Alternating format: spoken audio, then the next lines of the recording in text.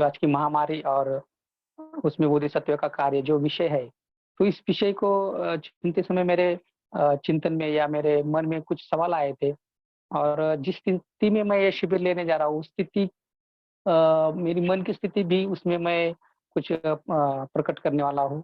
क्योंकि अलग-अलग बातों से ये मेरा विषय को शुरुआत हुई थी, मैं इसका जब स्टडी कर रहा था। मुझे कुछ बातें इसमें लग रही थी और लगा कि ऐसी कठिन परिस्थिति में अगर हम बुद्ध धम्म पढ़ते हैं या बुद्ध की शिक्षाएँ हम पढ़ते हैं, तो ऑटोमैटिकली उसमें कुछ चेंजेस आ सकते हैं। तो मैंने पहले कुछ बातों का इसमें चिंतन किया कि हम आज जो कोरोना की स्थिति निर्माण हुई है, महामारी की स्थिति और उस स्थिति में हम एक बौद्ध करके हम क्या कर रहे हैं? हम एक बोधिसत्व जो हमारे अंदर एक छोटा-सा बोधिचित्त छुपा है, वो क्या कर रहा है? इस विषय को वो कुछ कैसे देख रहा है? इस विषय को वो कैसे विचार-विमर्श कर रहा है क्या? अपने अंदर की कुछ अंदरूनी जो आवाज़ है, अपनी हृदय की आवाज़ है, अपनी करुणा की आवाज़ है, वो निर्माण हो रही क्या मुझ में? अ, इतने लोगों में कठिनाई निर्माण हो रही है, तो उसके लिए कुछ तो मेरा उनसे कनेक्शन निर्माण हो रहा है क्या? एक सजीव, एक जीव मात्र करके। तो ऐसे सवाल मेरे मन में आ रहे थे। फिर मुझे लगा कि ऐसा शिविर सिर्फ़ शिविर करके नहीं होना चाहिए, तो उसमें कुछ प्रैक्टिकली बातें होनी चाहिए। हम क्या कर रहे हैं? हम अपने मूवमेंट को लेकर, अपने आप को लेकर, अपने परिवार में, रिश्तेदारों में, अपने मित्रों में, इस बात को लेकर कैसे जा रहे हैं? और अपना बोधिचित्त कैसे हम उसको उजागर कर रहे हैं? उसको बढ़ावा देने के लिए हम क्या कर रहे हैं? और अपने मित्रों को, अपने सभी युवा भाइयों को कैसे इसके बारे में हम अवगत कराएँ? तो ये हमारी जो आज की जो बहुत ही कठिन परिस्थिति निर्माण हुई है, ऐसी जो महामारी है, तो अ, जो कुछ ये जो हमारी हृदय की करुणा है, उसमें वो दिखाई दे रही है क्या? और इस कोरोना स्थिति में अपना हृदय उसको कैसे देख रहा है? मेरे हृदय में कुछ हो रहा है क्या? मेरे मन में कुछ भावनाएँ निर्माण हो रही है क्या? मदद की भावनाएँ निर्माण हो रही है क्या? इस स्थिति में हम अपने रिश्तेदारों को, अपने मित्रों को, जिनके घर में मृत्यु हुई है कुछ-कुछ घर में मैंने देखा एक साथ 2-2 3-3 लोगों की मृत्यु हुई है और वो एक-एक हफ्ते में भी हुई है नज़दीक-नज़दीक। तो उस स्थिति की उस घर की स्थिति कैसी है? जिस घर में फैमिली में 2-2 3-3 जो फैमिली सदस्य है, वो हॉस्पिटल में एडमिट है, तो उस घर की स्थिति क्या हो रही है?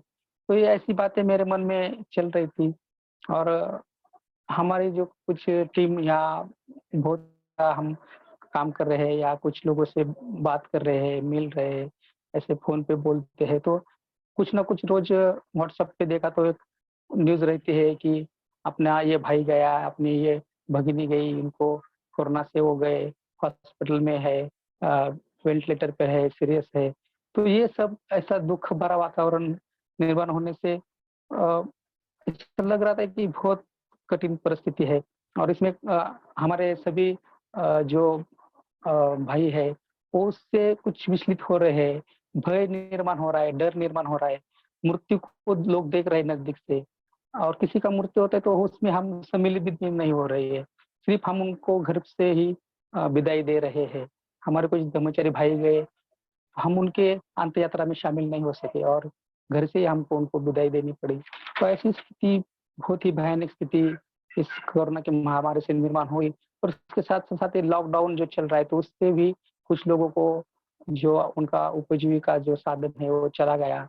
उनको नौकरी नहीं मिल रही तो उनको खाना-पीना ये बातें उनको नहीं मिल रही। ये सब बातें उससे और भी कठिन होती जा रही है। तो ऐसी स्थिति में तिरत्न बौद्ध महासंघ बहुत अच्छी तरह से ये सब बातें सुलझाने की कोशिश कर रहा है और बहुत मेडिकल से लेके उनकी जो ज़रूरत है, वो सब उनको देने के लिए कार्य कर रहा है।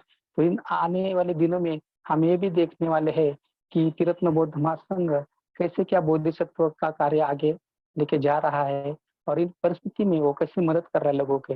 तो 2 दिन कल से हम उनका थोड़ा-थोड़ा प्रेज़ेंटेशन भी करने वाले हैं।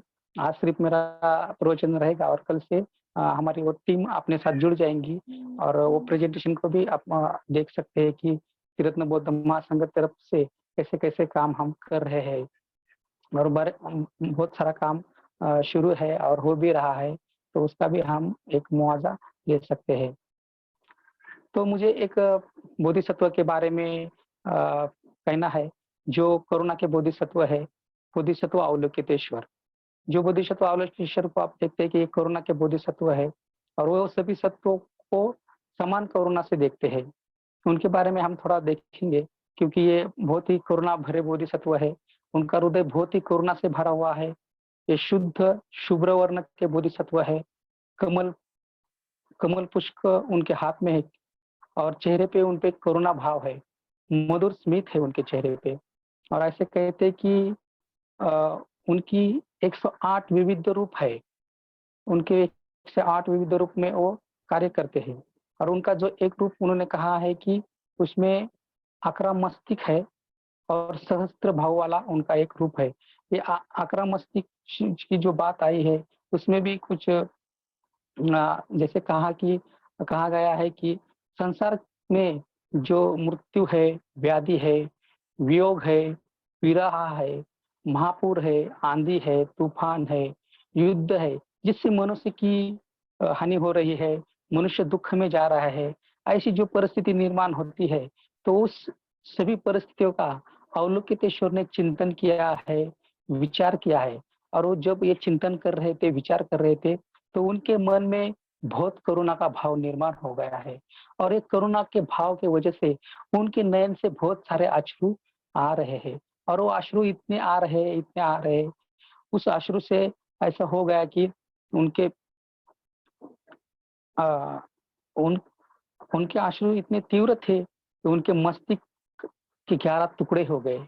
उनके अश्रु से वो टुकड़े 11 टुकड़े होने के बाद वो 11 टुकड़े के एक-एक शक्ल बन गई और उस वो एक-एक शक्ल का फिर एक मस्तिष्क बन गया और वही एक-एक मस्तिष्क फिर 11 वो थे तो वो 11 दिशा में फैल गए। यानी कि जो अपनी 11 दिशा है, तो वो 11 दिशा में 11 वो मस्तिष्क हो गए और उनके जो हाथ दिखाए हैं उनके तस्वीर में आपने अवलोकितेश्वर के देखा तो उनके हाथ बहुत सारे हैं।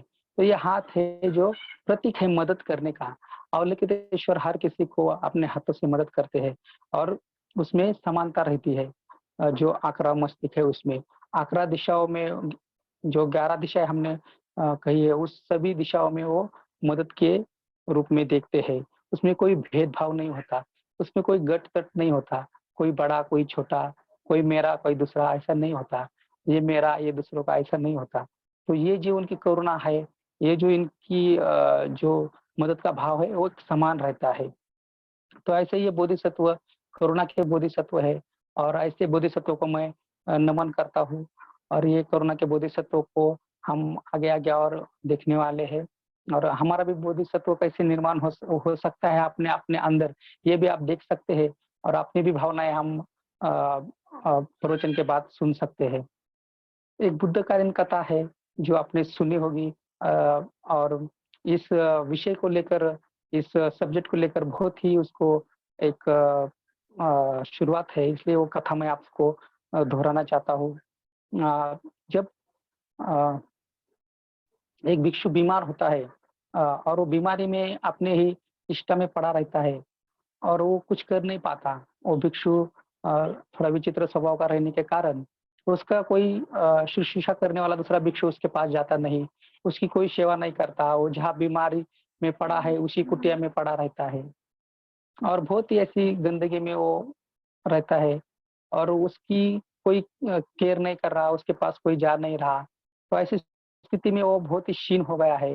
वो कुछ अपने आप को भी हलचल नहीं कर रहा।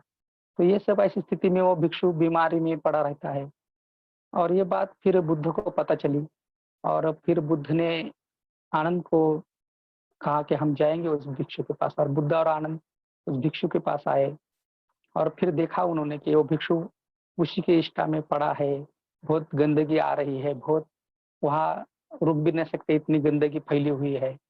तो बुद्ध ने आनंद से कहा, "आनंद गर्म पानी लेके आओ।"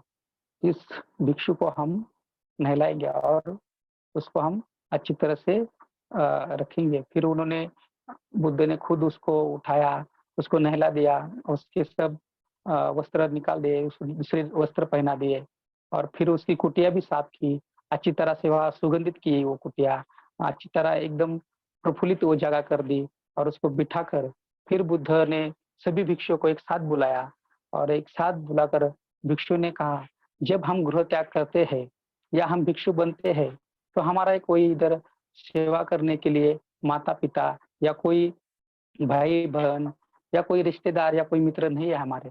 तो हम एक-दूसरे भिक्षु एक-दूसरे के हम माता-पिता है, भाई-बहन है, रिश्तेदार है। तो हम कोई बीमार होते तो हमें एक-दूसरे की सेवा करनी चाहिए, शुश्रूषा करनी चाहिए, एक-दूसरे की केयर लेनी चाहिए। तो ऐसे ही भगवान बुद्ध ने उन्होंने कहने के बाद भगवान बुद्ध ने और एक महत्व की बात यहाँ पे कही है। वो कहते हैं कि अ, अगर आपको बुद्ध की सेवा करनी है, तो आप बीमार व्यक्ति की सेवा कीजिए और यही बुद्ध की सेवा है। तो ये बात मुझे बहुत अच्छी लगी बुद्ध ने जो कही है। अगर हम भी ऐसे देखते हैं, अगर कोई बीमार आपके पास है या कोई आपके घर में बीमार है, आपके मित्र परिवार में बीमार है या कोई है, तो आप उसकी सेवा कीजिए, यानी कि आप डायरेक्टली आप बुद्ध की सेवा कर रहे हैं। तो हम जब कोई बीमार की सेवा करते हैं, तो बुद्ध की सेवा करते हैं। इतना अच्छा उदाहरण बुद्ध ने यहाँ दिया है।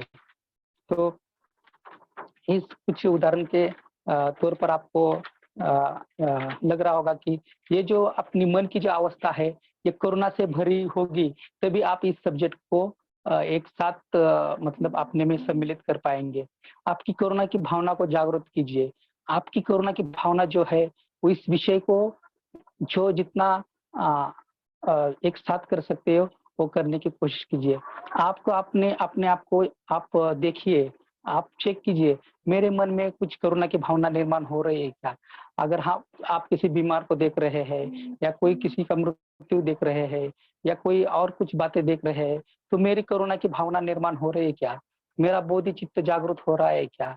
मैं उसमें मेरा हृदय रख रहा हूँ क्या? मेरा मन उसमें कनेक्ट हो रहा है क्या? दुःख से मैं कनेक्ट हो रहा हूँ क्या? उसकी वेदना को मैं समझ पा रहा हूँ क्या? उसकी जो कुछ दर्द है वो मैं समझ पा रहा हूँ क्या? ये जो बातें हैं अपने आप को लगाने की कोशिश कीजिए और देखिए आपको क्या महसूस होता है। क्योंकि ये जो मुझे लगता है कि ये सब प्रवचन सुनने की बातें नहीं है, तो अपने आप को एक झंझोड़ने की बातें हैं, अपने आप को समझने की बातें हैं। अगर हम ऐसा करेंगे तो हम भी बोधिसत्व का कार्य कैसा होता है और हम कैसे उसमें अपना योगदान दे सकते हैं, ये समझ सकते हैं। तो हम थोड़ी-सी एक व्याख्या स्वरूप या बोधिसत्व क्या है और बोधिसत्व की कैसी क्या निर्मिति हुई है। बौद्ध साहित्य में बोधिसत्व यानी क्या होता है, तो ये जानने की हम थोड़ी कोशिश करेंगे। तो इसकी व्याख्या से मैं शुरुआत करने जा रहा हूँ। तो बोधि की व्याख्या बहुत अच्छी तरह से भंते जी ने भी की है। भंते संरक्षक ने जो व्याख्या की है या जो ग्रंथों में भी आई है, तो कहा गया है कि बोधि यानी ज्ञान, जागृति, सर्वोच्च ज्ञान, परम सत्य, सत्य प्रति की जागृति, अंतिम सत्य की जानिव और अस्तित्व का मूल देखना, सत्य के प्रति एकरूप होना, ये सब बातें बोधि में आती है। और दूसरा जो शब्द है सत्व, क्योंकि ये 2 शब्द मिलाकर बोधिसत्व ये शब्द हुआ है। तो बोधि का अर्थ मैं फिर से बताता हूँ। ज्ञान, जागृति, सर्वोच्च ज्ञान, परम सत्य, सत्य प्रति जागृति, अंतिम सत्य की जानिव या अस्तित्व का मूल देखना, सत्य के प्रति एकरूप होना, ये सब बोधि में आता है। और सत्व में आता है कि सत्व यानी जो जीव है, इस परिमंडल में इस सभी संसार में जितने भी जीव आते हैं, फिर वो कौन से भी जीव रहने दो, वो सभी जीव सत्वों में आते हैं। तो ऐसा ये शब्द बना है बोधिसत्व। और अपना जीवन निर्वाण प्राप्ति के लिए अर्पण करना, यही उसका काम होता है बोधिसत्व का। तो बोधिचित्त निर्माण 2 मार्ग से होता है, ऐसा ग्रंथों में आया है। तो उसके 2 मार्ग कौन से हैं हम देखेंगे। तो पहला जो है वो शांतिदेव का मार्ग है और दूसरा जो है वसुबंधु का मार्ग है। तो ये शांतिदेव का मार्ग कौन-सा है, तो इसके लिए हम देखेंगे। तो शांतिदेव का मार्ग जो है वो पूजा से शुरू होता है, जिसको हम सप्तांग पूजा कहते हैं और सप्तांग पूजा यहाँ पे जितने लोग हैं उनको शायद बहुत लोगों को उन्होंने की होगी। और सप्तम पूजा के जैसे कि नाम के तरह ही उसके 7 अंग है। और सप्तम पूजा आपने बहुत बार शिविरों में, अपने विहारों में या फिर प्रोग्राम में की होगी। तो आपको पता ही होगा कि पहला अंग पूजा है, जिसमें हम वो सभी बुद्धों की पूजा करते हैं। दूसरा अंग वंदना है, जिसमें हम बुद्धों की वंदना करते हैं। तीसरा अंग शरणगमन है। चौथा अंग पाप देशना है। पांचवा अंग पुण्यानुमोदन है। छठवां अंग आदेशना याचना है। और सातवां अंग पुण्य तथा आत्मभावादि परित्याग है। तो ये 7 अंग है और ये 7 अंग अलग-अलग अपने-अपने मायने रखते हैं। जैसे कि मैंने कहा पहले अंग में हम बुद्ध की पूजा करते हैं, जो बड़े-बड़े फूल है, मांदारो, उत्पला और मल्लिका आदि। ऐसे फूल बुद्ध हम को हम अर्पण करने की एक कामना करते हैं। दूसरे में हम बुद्ध की वंदना करते हैं। तीसरे में हम बुद्ध को शरण जाते हैं, शरणगमन, दशशील और पंचशील का हम पठन करते हैं। चौथे अंग में हम पाप देशना करते हैं। जो भी कोई पाप हमारे से हुआ है, हमने जो कुछ पाप कर्म किए हैं, उसकी उसी पाप कर्म से मुक्त होने की याचना हम बुद्ध को करते हैं। पांचवें अंग में हम पुण्यानुमोदन करते हैं। जो अच्छे कर्म हमने किए हैं या अपने लिए दूसरे ने किए हैं, उस सभी का पुण्यानुमोदन, उस अच्छे कुशल कर्मों का पुण्यानुमोदन हम इस पांचवें अंग में पुण्यानुमोदन में करते हैं। और छठवें अंग में हम या अध्यक्षना याचना करते हैं।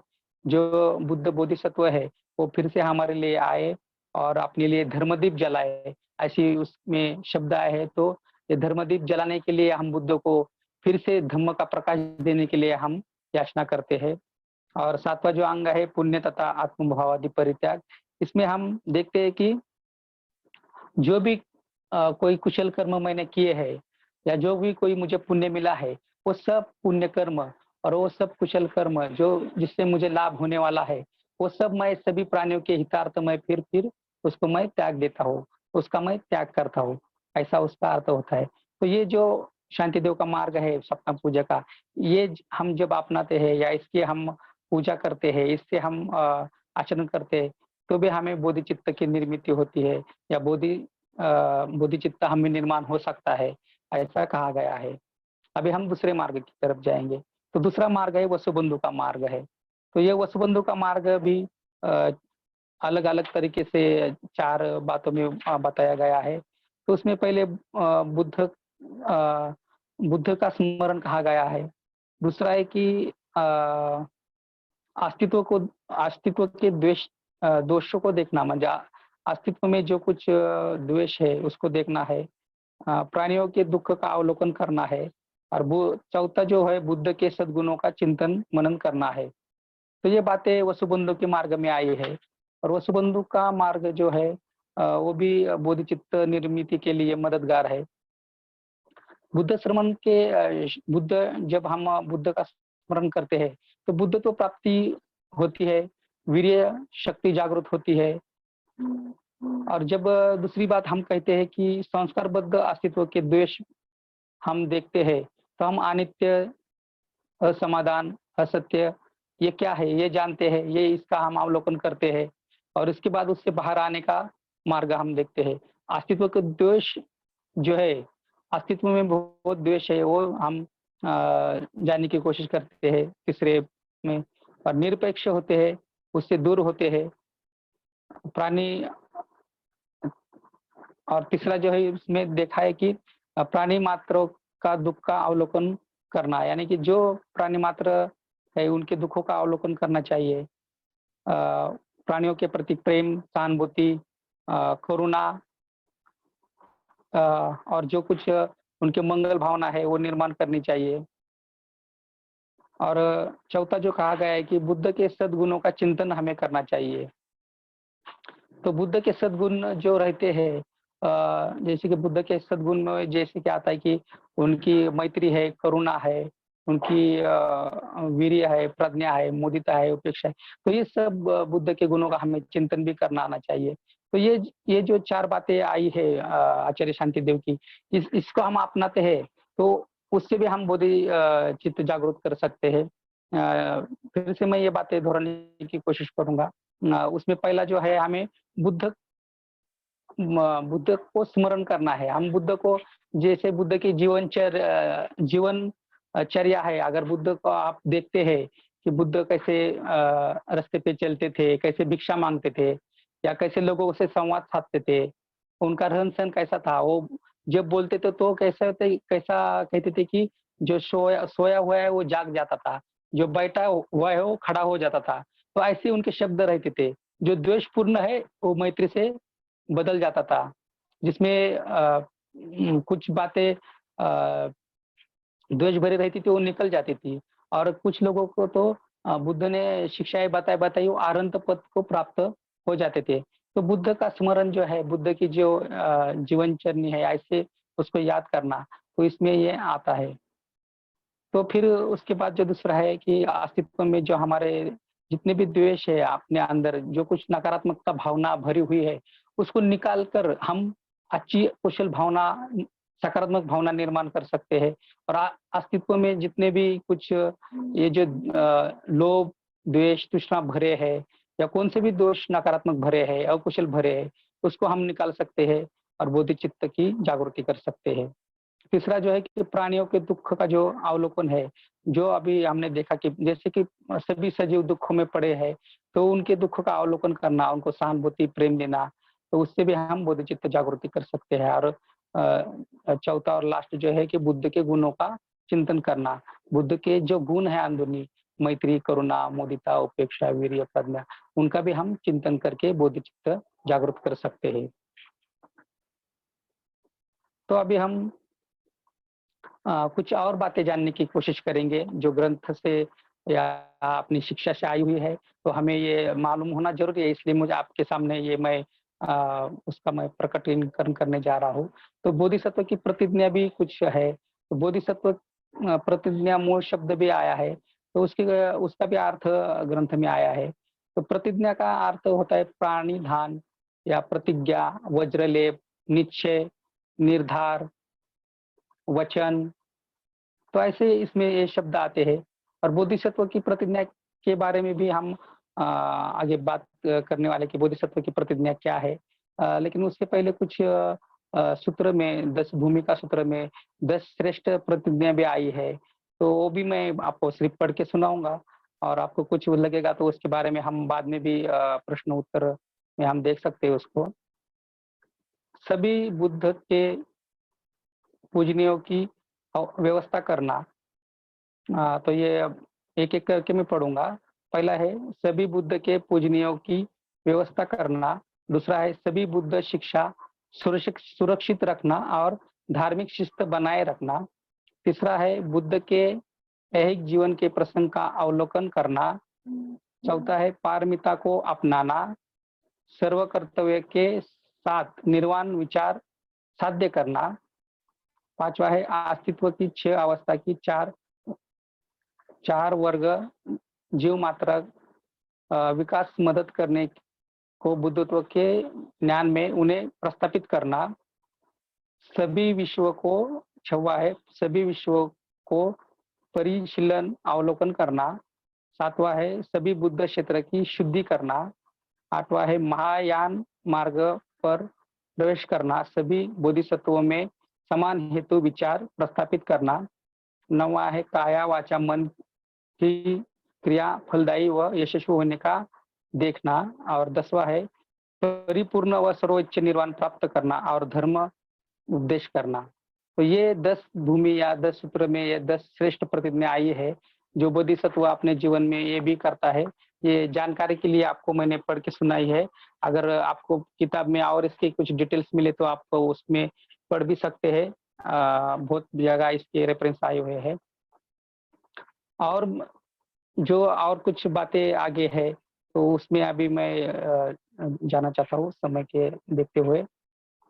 तो और 4 श्रेष्ठ प्रतिज्ञा भी आई है, जो बोधिसत्व की प्रतिज्ञा करके बाबा साहब ने भी उसको एक तरीके से ग्रंथ में भी रखा है और बहुत जगह ये प्रतिज्ञा आपने सुनी होगी या देखी होगी। तो वो प्रतिज्ञा हम पढ़ने जा रहे हैं अभी। तो पहली उसमें से जो 4 श्रेष्ठ प्रतिज्ञा समुच्चय करके ही वो प्रसारित है और बाबा साहब का भगवान बुद्ध और भगवान बुद्ध और उनका धम्म जो ग्रंथ है, उसमें भी ये प्रतिज्ञा आई हुई है। तो ये प्रतिज्ञा बहुत ही महत्वपूर्ण है, जो 4 श्रेष्ठ प्रतिज्ञा समुच्चय करके है। तो उसमें पहली जो है, अनंत प्राणी हम शपथ ग्रहण करें कि हम सभी को भवसागर को पार उतराएँगे। दूसरी है, हम में अनंत कमजोरियाँ है, हम शपथ ग्रहण करें कि हम एक-एक करके सबको दूर करेंगे।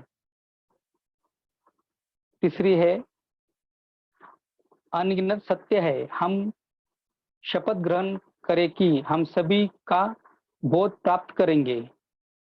और चौथी है, भगवान बुद्ध का अनुपम मार्ग है, हम शपथ ग्रहण करें कि हम उस पर पूरी तरह चलेंगे। तो ये 4 प्रतिज्ञा आई हुई है और ये 4 प्रतिज्ञा बहुत ही महत्वपूर्ण है। तो इस प्रतिज्ञा को हम एक-एक करके देखने की कोशिश करेंगे और फिर आज यहीं पे फिर रुक जाएँगे। ये 4 प्रतिज्ञा को हम देखकर, जो बोधिसत्व की प्रतिज्ञा कहा गया है और बोधिसत्व अपने जीवन में ये प्रतिज्ञा पूरी करता है, फिर वो बोधिसत्व होता है। इसलिए हम ये प्रतिज्ञा हम देखेंगे। तो पहली जो प्रतिज्ञा है, अनंत प्राणी हम शपथ ग्रहण करें कि हम सभी को भवसागर पार उतारेंगे। तो इस विश्व में सभी अनंत प्राणी है और वो भवसागर में फँसे हैं। तो ये भवसागर क्या है? या अ, इस भवसागर को हम कैसे देखते हैं? तो ये भवसागर दुःख का कहा गया है। ये दुःख जो है उसे भवसागर कहा गया है। दुःख के पार ले जाना है हमें सभी को और दुःख में जो फँसे हैं उनको मदद करना है। ऐसी ये प्रतिज्ञा आई हुई है। तो हम किसको हम मदद कर सकते हैं? तो उसमें कुछ उन्होंने 4 वर्ग बताए हैं जिसको हम मदद कर सकते हैं। तो ये 4 वर्ग कौन से हैं हम जानने की कोशिश करेंगे। तो पहला जो उसमें आता है, जो श्रेष्ठ नागरिक है उनको हम वृद्ध नागरिक भी कह सकते हैं। जो ऐसे लोग हैं जो आज अपने जीवन में बहुत काम करते हैं, 60 साल तक नौकरी करते हैं और उसके बाद थक जाते हैं। उनकी जो अवस्था है वो दुर्बल हो जाती है और वो कुछ कर नहीं पाते। और आप हमारे सभी के घर में वृद्ध नागरिक होते हैं, श्रेष्ठ नागरिक होते हैं। तो ये कुछ अपनी उम्र के कारण फिर अकेले हो जाते हैं। उनसे कभी-कभी आप देख पाते हैं, सुन पाते हैं कि उनकी तरफ कोई ध्यान नहीं देता और ये उनको एक अकेलापन महसूस होता है। उनको एक ऐसा लगता है कि मेरे पास अभी कुछ करने के नहीं है, अभी मैं रिटायर हो गया हूँ, मेरे पास नौकरी नहीं है, अभी कुछ मेरे पास करने के जैसा कुछ नहीं है, तो मुझे अभी कोई बोलने वाला भी नहीं है। उसकी ज़रूरतें कोई पूछता नहीं है या उसको कोई उसकी उसका ख़्याल कोई रखता नहीं है। तो एक अकेलापन इनमें महसूस उनको होता है और उससे वो फिर एक अकेलापन महसूस होने के कारण फिर वो अकेला पड़ जाते हैं। तो बनते कहते हैं कि हमें ऐसे लोगों से बात करनी चाहिए। जो ऐसे लोग हैं उनको हमने मदद करनी चाहिए, उनसे हमें सुसंवाद निर्माण करना चाहिए। जो वृद्ध नागरिक है उनसे हमने प्रेम पूर्वक, मैत्री पूर्वक संवाद रखना चाहिए क्योंकि वो अकेलापन महसूस ना करे। बहुत से हमने देखा होगा कि बहुत से जो वृद्ध नागरिक है उनसे कोई बात नहीं करने न करने के कारण वो अकेले के कारण बहुत ही माइंडली बहुत ही डिस्टर्ब हो जाते हैं क्योंकि उस उम्र में कोई उनके साथ नहीं रहता और ऐसे में से समझो कि अगर पति-पत्नी की मृत्यु हो गई तो अकेला जो रहा तो वो ज़्यादा देर जिंदा भी नहीं रह पाता वो, उसकी डेथ हो जाती है। ऐसे भी कुछ उदाहरण मैंने भी सुने हैं, देखे हैं। तो ऐसी स्थिति में हमें उनसे वार्तालाप करना चाहिए, उनको क्या ज़रूरत है उनकी या कम से कम उनको सहानुभूति शब्द बोलने चाहिए। तो ऐसे जो शब्द है उनके साथ हम जब बाँटते हैं या उनसे बात करते हैं तो उनकी मानसिक अवस्था अच्छी हो सकती है, उनको जीने की एक उम्मीद मिल सकती है। तो ऐसी बातें हमें करने आनी चाहिए समाज में। तो ऐसी जो बातें हैं कि ये बहुत बड़ी बात नहीं, अगर कोई वृद्ध अपने बाजू में रहता है, अपने सोसाइटी में रहता है, तो हम उनसे बात कर सकते हैं, उनको 10 मिनट हम अपने दे सकते हैं और पूछ सकते हैं कि बाबा आपने खाना खाया? आप कैसे हैं? आपकी तबीयत कैसी है? तो ये बहुत करने की बात नहीं, लेकिन ये बोधिसत्व का कार्य है, ये बोधिसत्व जागृति का कार्य है। तो ऐसा करने से एक उनको राहत मिलती है, उनको एक सुकून मिलता है और इसके करने के लिए हमें कोई पैसे खर्च करने की ज़रूरत नहीं होती या कोई बहुत बड़ी संपत्ति देने की ज़रूरत नहीं पड़ती। बस 2 शब्द हम उनसे बोलते हैं, स्माइल करते हैं, सुबह-सुबह गुड मॉर्निंग करते हैं, तो उनको एक एक अलग-सा एक महसूस होता है कि मुझे कोई तो रिस्पॉन्स दे रहा है। तो ये बातें होनी बहुत ज़रूरी होती है। तो मैं इतना ही बताना चाहूँगा इसके लिए और आगे फिर दूसरा जो मदद करने के लिए जो आया हुआ है, उसको हम मदद कर सकते हैं, वो है व्याधिग्रस्त लोग। जैसे कि कहा कि जो हॉस्पिटल में रहते हैं, बीमार रहते हैं, बहुत सालों तक बेड पर ही रहते हैं, तो उनकी भी कोई केयर नहीं करता। अगर कोई हॉस्पिटल में किसी को रखा है, तो उनको मिलने के जाने के लिए भी बाद में लोग टाइम नहीं निकालते। तो हमें ऐसे लोगों को मिलने के लिए, जाने के लिए टाइम निकालना चाहिए। उनकी जो कुछ अ, शारीरिक व्याधि है, उसके बारे में हमने पूछना चाहिए क्योंकि बहुत लोगों को जन्म भर की बीमारी भी हो सकती है क्योंकि कुछ लोग जन्म भर के भी बीमार रह सकते हैं, तो वो अपने आप को व्हीलचेयर पे भी रख कर ही ज़िंदगी गुज़ारते दिखाई देते हैं। तो ऐसे लोगों को हमें खुद मिलना जाना चाहिए और उनके लिए समय देना चाहिए। उनकी क्या व्याधि है, उनको हम कैसे उसमें मदद कर सकते हैं। भले उनका दर्द हम कम नहीं कर सकते लेकिन उसको हम महसूस कर सकते हैं या फिर हम एक-दूसरे को चर्चा करके हम एक-दूसरे के साथ हम उसको बाँट सकते हैं।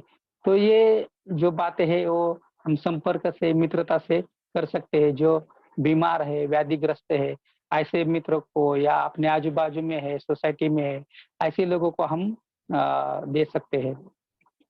तो तीसरी जो बात कही गई है, जो ऐसे लोगों के लिए कही गई है, जो शायद करना थोड़ी मुश्किल लगती होगी, लेकिन ऐसा कहा गया है कि भंते जी कहते हैं कि जो कारावास में जो लोग रहते हैं, जो जेल में लोग रहते हैं, जो अपराधी भावना रखकर जो कुछ क्राइम करके जो जेल में गए हैं, तो ऐसे लोगों के प्रति भी अपने आप में हमें एक मदद की भावना निर्माण करनी चाहिए। उनको भी हमने मदद करनी चाहिए, क्योंकि ये जो लोग हैं वो अपने समाज का ही एक हिस्सा है। समाज में भी वो क्राइम करके उधर गए हुए हैं जेल में और वो जेल में जब उनके है, कारावास में है, तब तक वो उधर कैदी करके जीवन बिता रहे हैं। लेकिन आखिर में उनको अपने साथ ही आना है, अपने साथ ही रहना है। तो इन लोगों को भी हमने मित्रता का भाव से देखना है। नहीं तो हम देखते हैं कि कोई क्राइम करता है या कोई जेल से आता है या कोई कैदी है या फिर अपनी सोसाइटी में कोई ऐसा व्यक्ति है तो हम उसको उसी एंगल कर देखकर उसको हम डोमिनेट करते हैं और फिर उसको और बढ़ावा देता है कि और वो क्राइम करे और फिर से उसी मनोअवस्था में जाए और फिर उसको ऐसा ही लगता है कि मैं ऐसा ही हूँ इसलिए वो लोग मुझे स्वीकार नहीं कर रहे, मुझे समाज स्वीकार नहीं कर रहा। तो ऐसे लोगों को हमें स्वीकार करना आना चाहिए और ऐसे लोगों पे भी हमें मदद करनी आनी चाहिए। अगर वो सुधारने की मौका चाहता है तो उसे मौका देना चाहिए। उसमें भी एक मित्रता का भाव है, ये हमें देखता आना चाहिए। वो भी बदल सकता है, जो परिवर्तन की स्थिति है, उसमें भी है, ये हमें देखना आना चाहिए और उसको एक मौका देके देखना चाहिए कि वो बदल सकता है। तो ऐसी स्थिति में ऐसे लोगों को मदद करना ये बहुत बड़ी एक बोलते हैं कि ज़िम्मेदारी भी हो सकती है क्योंकि जो क्राइम करने वाले लोग हैं, उनके पास कोई जाने के लिए डर भी सकते हैं कुछ-कुछ लोग। लेकिन जो अच्छी भावना, सद्भावना के साथ ऐसे लोगों को मदद करेंगे, तो समाज में जो क्राइम हो रहा है, तो वो कम होने में शायद मदद हो सकती है। ऐसा लगता है क्योंकि जो क्राइम होता है, वो एकदम से नहीं होता या फटक से नहीं होता। उसके पीछे कुछ तो जो पार्श्वभूमि है, वो बहुत अनोखी होती है और जब हम ये समझ पाते हैं, तो लगता है कि ये क्राइम रोकने के लिए कुछ तौर पर सभी लोग ज़िम्मेदार होते हैं, लेकिन जो कैदी होता है उसको ही हम द्वेषपूर्ण मानकर उसको हम एक तरह से उसको डोमिनेट कर देते हैं और वो अपने पूरा जीवन फिर उसी में बिता देता है। तो उसका जीवन का कोई अर्थ नहीं रहता और वो अपने जीवन में फिर एकदम ऐसा हो जाता है कि वो अपने आप में ऊपर उठ नहीं सकता। लेकिन आप ऐसे लोगों को मदद कर सकते हैं ऊपर उठाने के लिए और ये जो बोधिसत्व का जो कार्य है या बोधिचित्त का कार्य है, इसमें भी आप कर सकते हैं। और चौथी जो बात बताई अभी भंते संरक्षित ने, जो भंते कहते हैं कि जिन लोगों का मानसिक संतुलन बिगड़ा हुआ है, तो ऐसे मानसिक संतुलन को बिगड़े हुए लोगों को भी आप मदद कर सकते हैं। ये मानसिक संतुलन जो देखते हैं आप किस तरह से बिगड़ता है, जो तान-तनाव होता है, जो टेंशन होता है, उससे मानसिक संतुलन बिगड़ जाता है। और दूसरी महत्वपूर्ण इसमें बात होती है कि इसमें हमें संपर्क करने के लिए या कोई वार्तालाप करने के लिए अपनी मन की अवस्था क्या चल रही है मेरे मन में, ये बताने के लिए हमें कोई उपलब्ध नहीं होता, तब हम मानसिक संतुलन अपना खो बैठते हैं। देखिए जो लोग अपने आप में बातें करते हैं, आपने देखा होगा कुछ लोग अपने आप को ही बोलते रहते हैं और दूसरों को बोल नहीं सकते, क्योंकि उसे उनको बोलने के लिए, सुनने के लिए कोई मिला ही नहीं, उनको समझने के लिए कोई मिला ही नहीं। उनके घर वालों ने उनको समझा नहीं, उनके मित्र परिवार ने उनको समझा नहीं। फिर वो लोग अपने आप को ही बातें करते-करते फिर इस स्टेज तक पहुँच जाते हैं कि उनको फिर मेंटल हॉस्पिटल में भी भर्ती करना पड़ता है।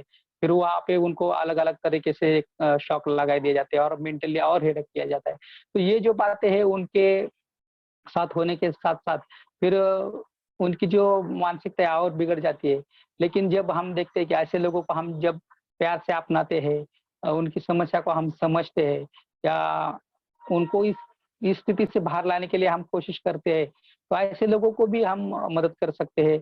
ऐसा बनते कहते हैं कि ये जो लोग हैं, वो भावनिक रूप से बहुत ही एक-दूसरे को अटैच रहते हैं, तो उनको जितना हम प्यार देंगे, प्यार से बात करेंगे, बोलेंगे, उतने वो अपने-अपने उससे बाहर आने में उनको मदद हो सकती है। तो ऐसे 4 लोग आपने अभी तक मेरे से सुने हैं और आपने ये भी देखा है कि ये सब लोगों को मदद करना या फिर इन लोगों को मदद करते समय हम अपने बोधिचित्त को भी आप देख सकते हैं। ये सचमुच में मेरे बाजू में कोई वृद्ध है, उसको मैं मदद कर सकता हूँ क्या? मेरे बाजू में कोई आजू-बाजू में मेरे समाज में कोई बीमार व्याधिग्रस्त व्यक्ति है, उसको मैं मदद कर सकता हूँ क्या? मेरे आजू-बाजू में कोई क्रिमिनल या कोई कैदी है, जो उसको मेरी मित्रता की ज़रूरत है, उसको मैं कुछ कर सकता हूँ क्या उसके लिए? और जो मेरे आजू-बाजू में कुछ ऐसे मानसिक संतुलन बिगड़े हुए लोग हैं, तो उनको मैं मदद कर सकता हूँ क्या? ऐसे 4 लोगों को मदद आप करके अपना बोधिसत्व का कार्य आप कर सकते हैं। और जो अपने युवा भाई हैं, उनको तो ये जो बातें हैं ऐसी करने के लिए बहुत अच्छा अवसर है कि ऐसे समाज में बहुत अभी भी लोग हैं। हम बड़े-बड़े काउंसलर वगैरह सुनते होंगे, लेकिन अपनी छोटी-सी एक स्माइल भी किसी का जीवन बदल सकते हैं, ये भी बहुत महत्वपूर्ण बात होती है। तो मुझे लगता है कि जब लोगों को हम देखते हैं समाज में, तो हम ऐसे लोगों को अपनाएँगे, उनको मदद करेंगे, उनको एक करुणा का हाथ देंगे, मैत्री का हाथ देंगे और अपना बोधिसत्व का कार्य हम आगे लेके जाएँगे। तो ये पहली प्रतिज्ञा है, इस पहली प्रतिज्ञा में ये 4 बातें आई हुई है। तो बोधिसत्व की हम दूसरी प्रतिज्ञा की ओर बढ़ते हैं। तो दूसरी प्रतिज्ञा जो है, तो हमारे जो आश्रय है उसको नष्ट करने की है। हम में अनंत कमजोरियाँ है। हम शपथ ग्रहण करें कि हम एक-एक करके सबको दूर करेंगे। तो ये कमजोरियाँ क्या है? तो ये जो कमजोरियाँ है उसको हमने आश्रव भी कहा गया है और वो उसे हमने नष्ट करने की प्रतिज्ञा करनी है। ऐसा बोधिसत्व का कार्य है। तो ये आश्रम बहुत है सारे, इसमें हम देखा जाए तो उसकी लिस्ट बहुत बड़ी हो सकती है। जितने-जितने इसमें अविधायक बातें हैं, अकुशल बातें हैं, हमारी मन की जो लोभ भरी बातें हैं, तृष्णा भरी बातें हैं, अज्ञान भरी बातें हैं, जैसे हमने भवचक्र का कुछ लोगों ने यहाँ अभ्यास किया होगा, उसमें बहुत सारी हमारी नकारात्मकता की बातें आती हुई दिखाई देती है। तो ये सब बातें उसमें आती है जो हमारे कमज़ोरी में आती है, हमारे आश्रम में आती है। तो ये सब बातों की लिस्ट आप खुद भी उसको फाइंड आउट कर सकते हैं कि मेरे में क्या बातें हैं ऐसी जो मुझे लगती है कि ये नकारात्मक है। मेरे में द्वेष है, मेरे में तृष्णा है, मेरे में आसक्ति है, मेरे में अज्ञान है, मेरे में ईर्ष्या है, मेरे में और एक-दूसरे को खींचना है, गठ-तट निर्माण करना है। मैं किसी को ज़्यादा पसंद करता हूँ, किसी को कम पसंद करता हूँ। या फिर व्यक्ति-व्यक्ति में भेद करता हूँ, मैं किसी को समान नहीं देखता। मैं गट प्रवृत्ति निर्माण करता हूँ, लोगों में दुरावा निर्माण करता हूँ। जो छोटी-छोटी ऐसी जो बातें अपने अंदर छुपी हुई रहती है, वो सब अपनी कमज़ोरी में आती है, जो हमें दबाने की कोशिश करती है। जब हम दबते हैं तो हमारा जो चित्त है हम उसको निर्माण नहीं कर सकते, या फिर अपने आप में कुछ नव-निर्माण की क्षमता हम नहीं रख सकते। क्योंकि जो ये बातें हैं, जो है वो अपने आप में अपनी अच्छाई को फिर वो ऊपर आने नहीं देती, अपनी कुशलता को ऊपर आने नहीं देती। तो ये जो अविधायक बातें हैं, सब अपने आप में ही हमें दबाने की कोशिश करती है।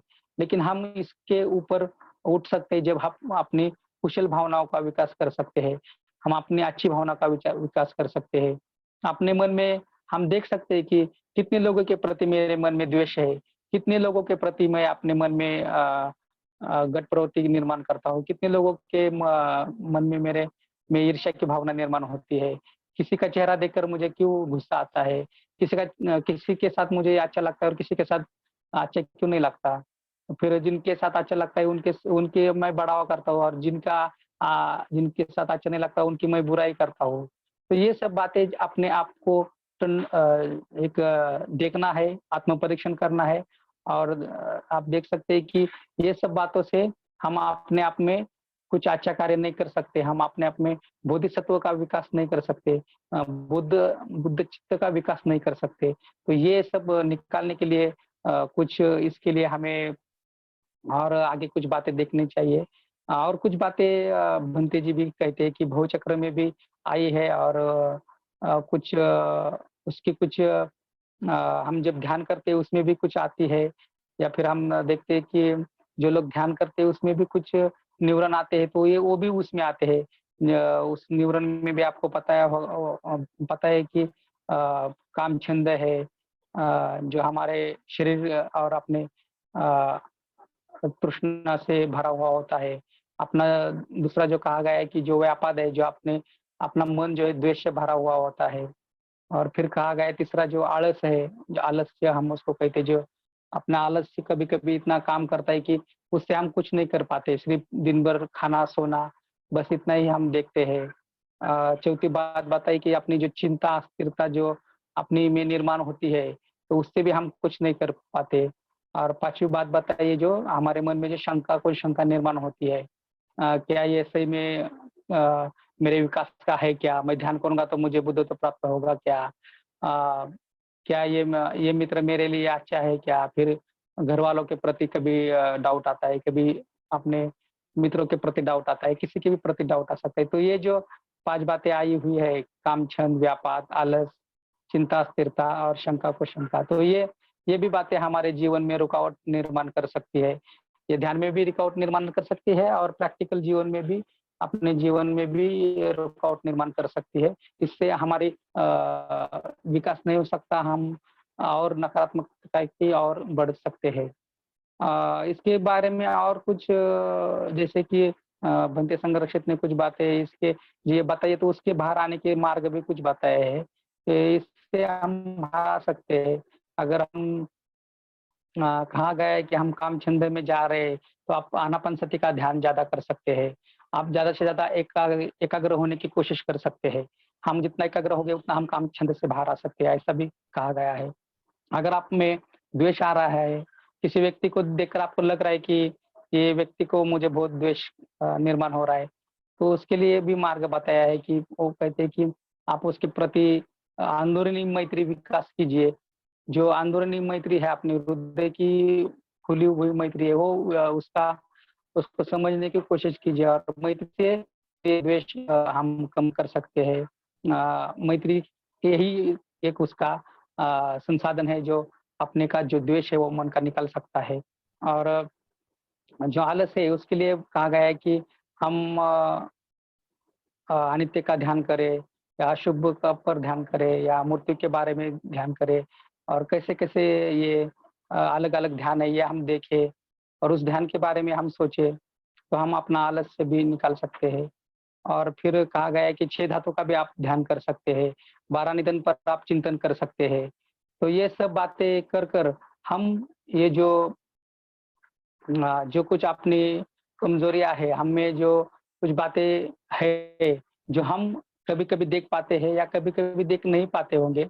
लेकिन अगर आप में जो कुछ बातें हैं, अगर आप समझने की कोशिश करेंगे और उसे निकालने की कोशिश करेंगे, तो हम सचमुच में बोधिचित्त का निर्मिति करने में हम कार्य कर सकते हैं, ऐसा है। तो ये जो दूसरी प्रतिज्ञा है इसी पे पर आई है, अपने आप पर कार्य करना। जैसे कि आप ध्यान करते होगे तो ध्यान में भी आपको कार्य करना पड़ता है और जीवन में हम जीवन प्रैक्टिकल जीते हैं, तो आप में जैसे कि लोभ, दोष, तृष्णा भरी है, अज्ञान भरा है, तो आप ये जानिए और उसको निकालने के लिए आप क्या कर सकते हैं? तो उसके विरुद्ध में हम कौन-सी भावना आप यूज़ कर सकते हैं, ये आप देखिए और इसको समझने की कोशिश कीजिए। तो इससे आप बाहर आ सकते हैं और अपना जो सृजक मन है, उससे आप वो सृजक मन निर्माण कर सकते हैं और अपना खुद का आप विकास कर सकते हैं। तो इस दूसरी प्रतिक्रिया के लिए मैं इतना ही कहना चाहूँगा। तो अभी तीसरी प्रतिक्रिया की ओर हम बढ़ते हैं। तो तीसरी प्रतिज्ञाएँ अगणित सत्य है। हम शपथ ग्रहण करें कि हम सभी का बोध प्राप्त करेंगे।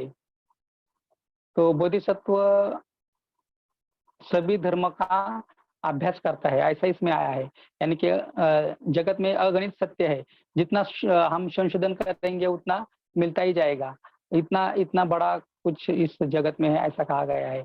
और बोधिसत्व है जो सभी का अभ्यास करता है, ऐसे कहते हैं कि बौद्ध धर्म में अलग-अलग अन्य-अन्य प्रणाली है, परंपरा है, इसका अभ्यास बोधिसत्व करता है।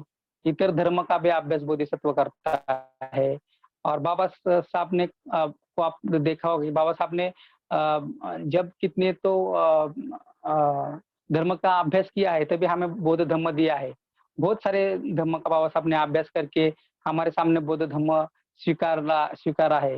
बाबा साहब ने ऐसे ही उठकर बौद्ध धर्म स्वीकारा नहीं है। तो बाबा साहब भी हमारे लिए एक बोधिसत्व है और बोधिसत्व कैसा इस धर्म का अभ्यास करके कैसे आगे आता है, तो इसमें ये बहुत अच्छा उदाहरण है कि हम जानते हैं कि बाबा साहब ने धर्मांतर करने से पहले बहुत सारे धर्म का अभ्यास किया।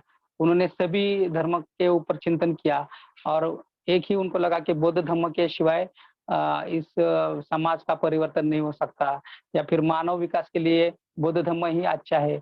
ऐसा उन्होंने फिर देखा और फिर बौद्ध धर्म की दीक्षा उन्होंने ली और हमें दी है। तो ये बहुत अच्छा उदाहरण बाबा साहब का हमारे पास है। तो बोधिसत्व जो होता है वो कला संपादन करता है, विज्ञान शास्त्र, छंद शास्त्र, लेखन, वक्तृत्व ऐसे सभी कला में बोधिसत्व निपुण होता है और बोधिसत्व ये किस लिए करता है? ये सब संपादन करके फिर वो लोगों को मदद करने के लिए आगे आता है और जो उसने कुछ अपने आप में कुछ एक संशोधन किया है, अपने आप में कुछ निर्माण किया है, ध्यान के द्वारा, अभ्यास के द्वारा, कला के द्वारा, वो सब आपने फिर अपने कार्य के द्वारा वो लोगों का विकास करने के लिए मदद करता है, लोगों में बाँटने के लिए मदद करता है। तो ये तीसरी प्रतिज्ञा है, जो बोधिसत्व सीखता है, वो लोगों में उसका मदद करने के लिए उसका उपयोग करता है। तो तीसरी प्रतिज्ञा के लिए इतना ही काफ़ी है और चौथी प्रतिज्ञा जो आई है, बुद्धत्व प्राप्ति की और सभी प्राणियों को ले जाने की है। तो जो अपने सभी प्राणी है, ये सभी प्राणियों को बुद्ध राह पर और बुद्ध की ओर लेके जाने की प्रतिज्ञा बोधिसत्व करता है। वो खुद सभी को साथ लेकर वो अकेला नहीं कहता कि मैं अकेला बुद्धत्व की ओर जाऊँगा, मैं अकेला निर्वाण प्राप्त करूँगा, मैं अकेले ध्यान करूँगा, मैं अकेले शिलाचरण करूँगा। तो वो ऐसी प्रतिज्ञा ग्रहण करता है कि सभी सत्वों को मैं बोधिसत्व के पास लेके जाऊँगा। सभी को लिए वो मार्ग खुला करता है, सभी प्राणियों के लिए वो मार्ग लेकर जाता है और यही निर्वाण का मार्ग वो सभी के लिए खुला करता है। तो ये चौथी प्रतिज्ञा आई है, बुद्धत्व प्राप्ति के लिए सभी प्राणियों को बुद्धत्व तक लेके जाता है।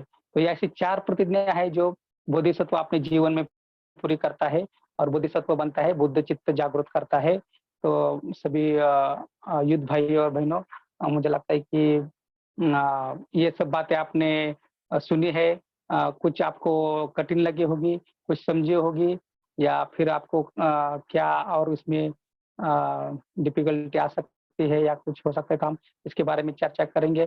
आपको कैसा लगा आज का टॉक इसके बारे में भी आप बता सकते हैं और आपको कुछ वार्तालाप करना है, तो अभी हम उसके लिए टाइम रखते हैं। मैं यहाँ पे आप आज आज के दिन यहाँ पे रुकता हूँ और कल से हम कुछ और नई तरीके से कल से कुछ दिन रहेगा, तो उसके लिए भी हम तैयारी करके आएँगे कल। तो आज के दिन के लिए इतना काफ़ी है। धन्यवाद सभी को, आपने मुझे सुना।